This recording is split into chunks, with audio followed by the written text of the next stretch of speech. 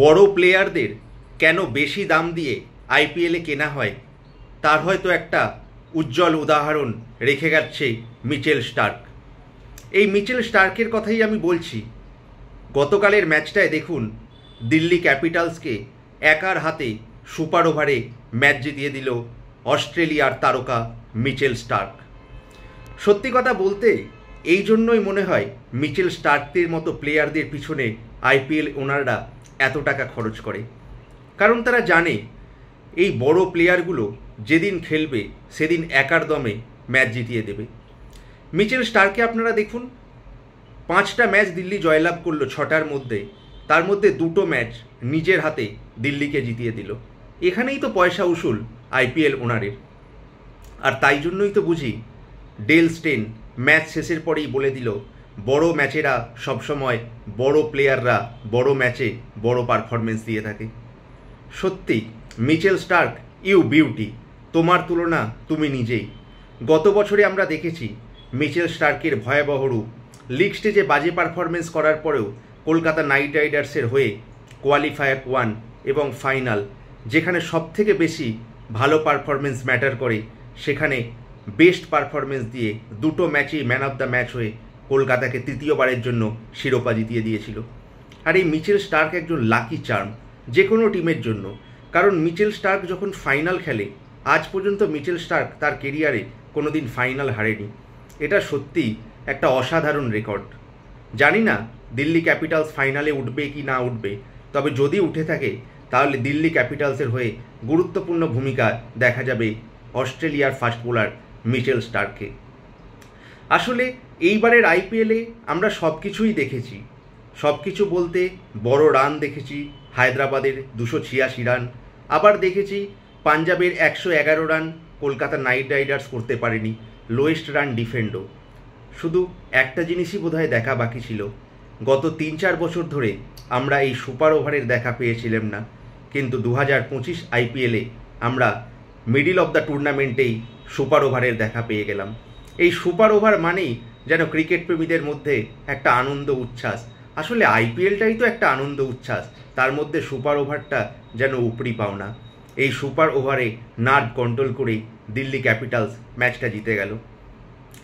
একটা সময় কিন্তু দেখে মনে হচ্ছিল রাজস্থান রয়্যালস হাসতে হাসতে ম্যাচটা জিতে যাবে, কারণ 2 ওভারে 23 এবং লাস্ট ওভারে যখন 9 রান বাকি থাকে, তখন যত বড় বোলারই হোক না কেন, তার নাম মিচেল স্টার্কই হোক না কেন, অন্যদিকে যখন 2 ভয়ঙ্কর ব্যাটসম্যান সিমরন হেটমায়ার এবং ধ্রুব জুড়েল অত্যন্ত ভালো ফর্মে আছে, তখন 6 বলে আজকালকার দিনে মাত্র 9 রান ডিফেন্ড করাটা সত্যি বোধহয় অস্ট্রেলীয় ফাস্ট বোলার এই মিচেল স্টার্কের মধ্যেই সম্ভব। মিচেল স্টার্কের বয়সটা কিন্তু 35 হয়ে গেছে, কিন্তু এখনও দেখুন তার ফিটনেস কীরকম। অস্ট্রেলীয় টেস্ট দলে তো একজন রীতিমতো বেস্ট বোলার, পিঙ্ক বল টেস্টে তো মিচেল স্টার্কের থেকে ভয়াবহ আর কেউ হয়ে উঠতে পারেনি। কিন্তু 2015 সালের যে ওয়ানডে টুর্নামেন্টে ম্যান অফ দ্য টুর্নামেন্ট হয়েছিল মিচেল স্টার্ক, আর তারই প্রতিফলন দেখা যাচ্ছে গত 2 বছরের আইপিএলে। আসলে এইবারের আইপিএলে দিল্লি ক্যাপিটালসের দুটো ম্যাচ একার হাতে জিতিয়ে দিয়ে যেন মিচেল স্টার্ক দিল্লির দর্শকদের নয়নের মণি হয়ে উঠেছে। আর এই ম্যাচটা সুপার ওভারে নিয়ে যাওয়ার পিছনেও কিন্তু অবদানটা সেই মিচেল স্টার্কের। মাত্র 9 রান ডিফেন্ড করে সুপার ওভারে নিয়ে যায়। আর সুপার ওভারে কি ঘটলো সেটা তো মনে হয় আপনারা সকলেই দেখেছেন, বলার অপেক্ষাই রাখে না। প্রথমে সিমরন হেটমায়ার আর রিয়ান পরাগ ব্যাট করতে নামে। প্রথম বলেই ডট হয়, তারপরের বলে 4 মারে হেটমায়ার, তারপরে একটি নো বল হয়, সেই নো বলে 4 মারে রিয়ান পরাগ। 3 বলেই 10 রান হয়ে গিয়েছিল, কিন্তু তারপরেই ঘটে ম্যাচের টার্নিং মুভমেন্ট। নো বলে ফ্রি হিট যেটা হয়, সেই ফ্রি হিটে রান আউট হয়ে যায় রিয়ান পরাগ, তারপরের বলেই যশস্বী জয়সওয়াল আউট হয়ে যায়। এটা সিমরন হেটমায়ার এবং রাজস্থান রয়্যালসের ব্রেন ফেটি বলা যেতে পারে, কারণ সুপার ওভারে যখন দলের 2টো উইকেট পড়ে যায়, মোস্ট অফ দ্য ম্যাচ কিন্তু সেই ব্যাটিং দল হেরেই যায়। মাত্র 11 রান ডিফেন্ড করাটা প্রায় সম্ভব ছিল না রাজস্থান রয়্যালসের পক্ষে। আর রাজস্থান রয়্যালসের হয়ে বল হাতেও আসে সন্দীপ শর্মা। সন্দীপ শর্মার আজকের দিনটা কিন্তু একেবারেই ভালো যায়নি, আর সেই 11 রান খুব সহজেই চেস করে KL রাহুল। প্রথমেই 2 রান, তারপরে 4 রান নেয় এবং ছক্কা মেরে ম্যাচ জিতিয়ে ট্রিস্টান স্টাবস বলে দেয় অল ইজ ওয়েল, যার শেষ ভালো তার যেন সব ভালো। তাই 6 ম্যাচের মধ্যে 5টি ম্যাচ জিতে 10 পয়েন্ট নিয়ে পয়েন্ট তালিকায় শীর্ষে আবার পৌঁছে গেল দিল্লি ক্যাপিটালস। অসাধারণ ফর্মে রয়েছে এই বছর দিল্লি ক্যাপিটালস।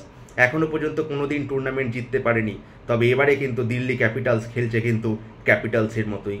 আকসার প্যাটেলের নেতৃত্বে তরুণ এবং এক্সপিরিয়েন্স টিমের ভারসাম্য কিন্তু খুব ভালো পারফরমেন্স করছে 2025-এর আইপিএলে।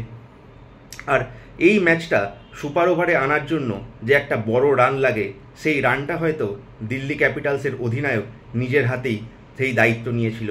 কারণ প্রথম 15 ওভারে মাত্র 111 রান হয়েছিল দিল্লির, পরবর্তী 5 ওভারে 77 রান হয়ে যায় দিল্লির, যার ফলে 188 রানের একটা সম্মানজনক স্কোরে পৌঁছে দেয় এই দিল্লি ক্যাপিটালসকে। আর তার পিছনে বেশি বড় ভূমিকাটা নিয়েছিল ট্রিস্টান স্টাবস এবং আকসার প্যাটেল। 18 বলে 34 রানের ইনিংস খেলে ট্রিস্টান স্টাবস, আর আকসার প্যাটেল তো তার থেকেও ভালো স্ট্রাইক রেট রেখে 14 বলে 34 রান খেলে। অভিষেক পোরেলের কথা বলতে হবে দিল্লি ক্যাপিটালসের ব্যাটিংয়ে একজন বড় ভরসা। শুধুমাত্র জেসন মেসন ফ্র্যাগ্রাক কিছুটা বাজে ফর্মে আছে। এই ম্যাকগ্রাক যদি ভালো ফর্মে চলে আসে তাহলে কিন্তু দিল্লির ব্যাটিং লাইন আপও যথেষ্ট শক্তিশালী হয়ে যাবে। গত ম্যাচের নায়ক করুণ নায়ার এদিন 0 রান করেই আনফর্চুনেটলি রান আউট হয়ে যায়, কিন্তু তবুও 188 রানের একটা ইনিংসে পৌঁছে যায় দিল্লি। আর সেই রানটা চেস করতে নেবে যশস্বী জয়সওয়াল এবং সঞ্জু স্যামসন খুব ভালো শুরু করেছিল। যশস্বী জয়সওয়াল তো 51 রানের একটা অনবদ্য ইনিংস খেললো, কিন্তু সঞ্জু স্যামসনের যে চোট, রিটায়ার্ড হার্ট হয়ে যাওয়া, এটা কিন্তু একটা বড় ইম্প্যাক্ট করলো এইবারের রাজস্থান রয়্যালস এবং দিল্লি ক্যাপিটালসের ম্যাচে। তারপরে রিয়ান পরাগ তাড়াতাড়ি আউট হয়ে গেলেও কিন্তু নির্ভরযোগ্য middle order batsman Nitish Rana 28 বলে 51 রানের একটা এক্সাইটিং ইনিংস খেললো। অবশেষে মিচেল স্টার্কের পেসের সামনে নীতিশ রানা এলবিডব্লিউ হয়ে যায়। শেষ দিকে সিমরন হেটমায়ার এবং ধ্রুব জুরেল ম্যাচটা চেষ্টা করেছিল, কিন্তু আমার মনে হয় এই ম্যাচটা অবশ্যই সুপার ওভারের আগেই জিতে নেওয়া উচিত ছিল রাজস্থান রয়্যালসের। কারণ 6 বলে 9 রান এটা করা উচিতই ছিল, যেহেতু দুটো ব্যাটসম্যান অলরেডি ক্রিজে ছিল। যাই হোক, খেলা তো এইরকমই, অনিশ্চয়তার খেলা, কখন কি হবে কেউ তো বলতে পারে না। এই ম্যাচ ড্র হওয়ার ফলে আমরা প্রথমবারের জন্য 2025 আইপিএলে 3-4 বছর পরে একটা সুপার ওভার দেখতে পেলাম। এই সুপার ওভারের এক্সাইটিং আসলে সমস্ত দর্শকরা খুব উপভোগ করলো। আর এই ম্যাচটা জিতে Delhi Capitals top of the table আবার প্রথম স্থানে পৌঁছে গেল। আসলে দিল্লি ক্যাপিটালস টিমটা যেন এবারে একটা ঐক্যবদ্ধভাবে খেলতে নেমেছে। তারা চাইছে যে গতবারের প্রত্যেকটা সিজনে তারা ভালো স্টার্ট করেছিল, একবার ফাইনালেও উঠেছিল এবং টপ অফ দ্য টেবিলেও ছিল, কিন্তু কোনোবারের জন্য তারা ট্রফি জিততে পারেনি। শ্রেয়াস আয়ারের নেতৃত্বে তারা ম্যাক্সিমাম ফাইনালে উঠেছিল, কিন্তু রানার্স আপ হয়ে গিয়েছিল। এবারে কিন্তু আকসার প্যাটেলকে তারা অধিনায়ক করে দিয়েছে। KL রাহুলের মতো পোরখাওয়া প্লেয়ার থাকা সত্ত্বেও কিন্তু আকসার প্যাটেলের ওপর দিল্লি ম্যানেজমেন্ট ভরসা রেখেছে, আর সেই ভরসার প্রতি কিন্তু এখনও যোগ্য সম্মান দেখাচ্ছে আকসার প্যাটেল। খুব ভালো পারফরমেন্স আকসার প্যাটেলের অধিনায়কোচিত, একজন প্রপার অলরাউন্ডার হিসাবে উঠে আসছে কিন্তু আকসার প্যাটেল। আর দিল্লির প্রত্যেকটা প্লেয়ারের কথা আলাদা করে বলতেই হবে। কিন্তু রাজস্থান রয়্যালসের কথা আমরা যদি বলে থাকি, এইবারে কিন্তু রাজস্থান রয়্যালসের খেলা মোটেই ভালো লাগছে না। কারণ রাজস্থান রয়্যালস অনেকগুলো ইম্পর্টেন্ট প্লেয়ারকে এবারে ছেড়ে দিয়েছিল। এইবারে অকশনের আগেই Jos Buttler, Trent Boult, Yuzvendra চাহালের মতো যখন তারকাদের ছেড়ে দেওয়া হয়, তখন কিন্তু খুবই চাপে পড়ে যায় সাধারণত। আর আইপিএলে অকশনেও কিন্তু খুব একটা ভালো টিম করতে পারেনি। আর বিশেষ করে আপনি যেরকমই টিম করেন, আপনাকে বেটার খেলতে হবে খেলার মাঠে। এখনও পর্যন্ত কিন্তু রাজস্থান রয়্যালস সেইভাবে খেলতে পারছে না। তবে তাদের কোচ যেহেতু রাহুল দ্রাবিড়, আশা করা যাচ্ছে টুর্নামেন্টের কোনো একটা সময় তারা ফিরে আসবে। তবে দেখতে হবে ফিরতে ফিরতে যেন অনেকটা বেশি দেরি না হয়ে যায়, তাহলে কিন্তু আর ব্যাক করেও কোনো লাভ হবে না। এইভাবেই দিল্লি কালকের ম্যাচটা জিতে গেল। এই ম্যাচটা দেখে তো আমার খুবই ভালো লাগলো। আপনাদের কীরকম লাগলো একটু কমেন্ট সেকশানে প্লিজ জানাবেন। আর আমার চ্যানেলে যদি নতুন হয়ে থাকেন, চ্যানেলটা প্লিজ সাবস্ক্রাইব করবেন। সাবস্ক্রাইব করে অল বাটন ক্লিক করবেন, তাহলে যখনই আমি যে কোনো ভিডিও ছাড়বো আপনার নোটিফিকেশানে এসে পৌঁছে যাবে। আর আপনারা আমার ভিডিও দেখে খেলার প্রত্যেকটা খবরের আনন্দ অনুভব করতে পারবেন। আর এতক্ষণ যদি আমার ভিডিওটা দেখে থাকেন, তাহলে প্লিজ আমার চ্যানেলে একটু লাইক করবেন, কমেন্ট করবেন, শেয়ার করবেন।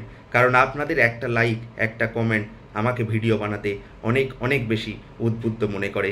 আর প্রত্যেকটা ম্যাচের শেষে পুঙ্খানুপুঙ্খ আলোচনা তো আমার চ্যানেলে চলতেই থাকবে। তাই আপনারা যুক্ত থাকুন এবং আনন্দ উপভোগ করুন আমার খেলার ভিডিওতে। কেমন লাগছে আমার ভিডিওতে অবশ্যই জানাবেন কিন্তু। তাই আজকের মতো এটুকুই, দেখা হচ্ছে পরের কোনো ভিডিওতে। ধন্যবাদ, নমস্কার।